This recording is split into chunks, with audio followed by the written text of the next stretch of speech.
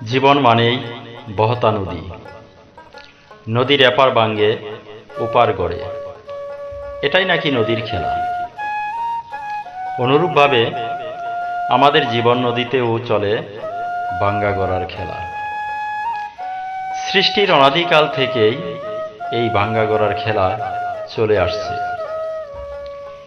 একই নীড়ে বড় হওয়া ভাই বোন, কাকা কাকি এবং অন্যান্য স্বজনরা একটা সময় জীবন জীবিকার তাগিদে পৃথিবীর বিভিন্ন প্রান্তে ছড়িয়ে যায়, গড়ে তোলে আপন আপন সংসার। কখনো কখনো একটু সুখের আশায় মানুষ তার সংসার এবং প্রিয়জন নিয়ে পাড়ি দেয় হাজার হাজার মাইল পথ। অচেনা অজানার ভিড়ে গড়ে তোলে সুখের নীড়। কিন্তু বাস্তবে কি সংসারের সব সুখ মিলে? অনেক কবি সাধক তো সংসারকে জ্বলন্ত চিতার সাথেই তুলনা করেছেন।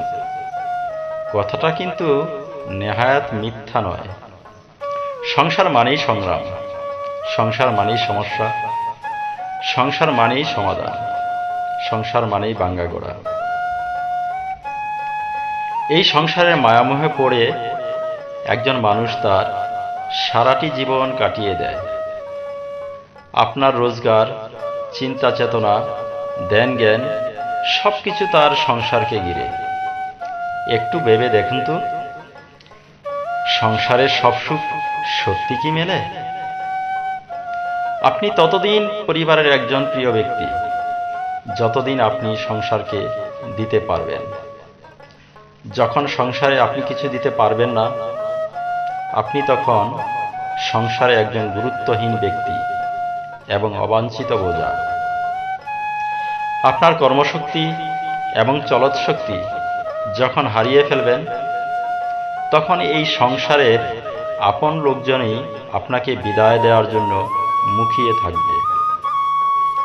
অথচ এই সংসারের মায়ামোহে পড়ে আপনি এই সুন্দর পৃথিবীর রূপটাই দেখতে পারলেন না।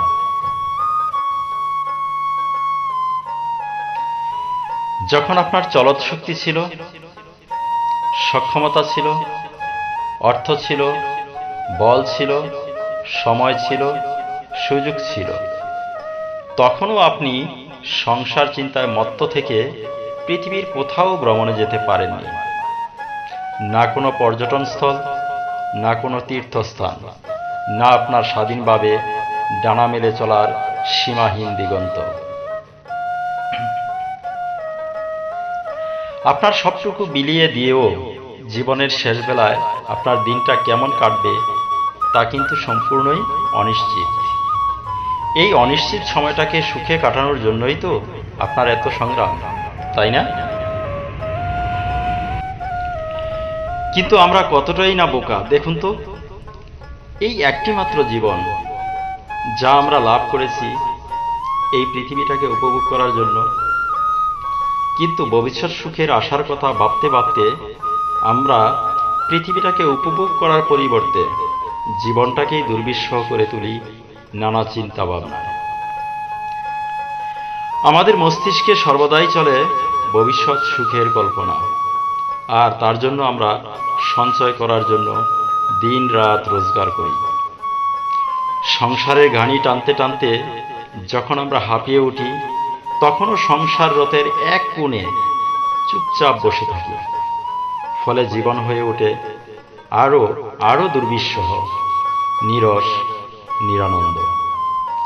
কিন্তু সংসার ধর্মের পাশাপাশি আপনি যদি সময় এবং সুযোগ করে কোথাও ভ্রমণে যান, তাহলে অনায়াসে সেই ক্লান্তি কিন্তু দূর করা যায়।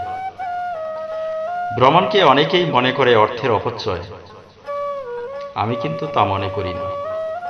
আমি মনে করি ভ্রমণ হচ্ছে আমার কাজের গতি, আমার জীবনের সঞ্জীবনী সুধা।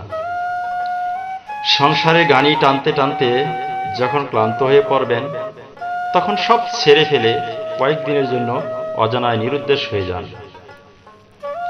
সকল চিন্তা ভাবনা ছেড়ে পৃথিবীটাকে উপভোগ করুন। দেখবেন আপনার মধ্যে প্রকৃতি এক সঞ্জীবনী সুধা ভরে দিয়েছে।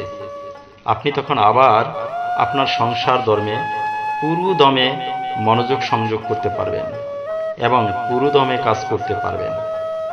তাই আমার পরামর্শ, যখনই সুযোগ এবং সময় পাবেন, দূরে অথবা কাছে কোথাও ভ্রমণ করুন, পৃথিবীটাকে উপভোগ করুন, জীবনকে স্বাধীনতা উপভোগ করতে দিন। শুধু নিয়মের ফ্রেমে বেঁধে জীবনটাকে একঘেয়েমিপূর্ণ করে তুলবেন না।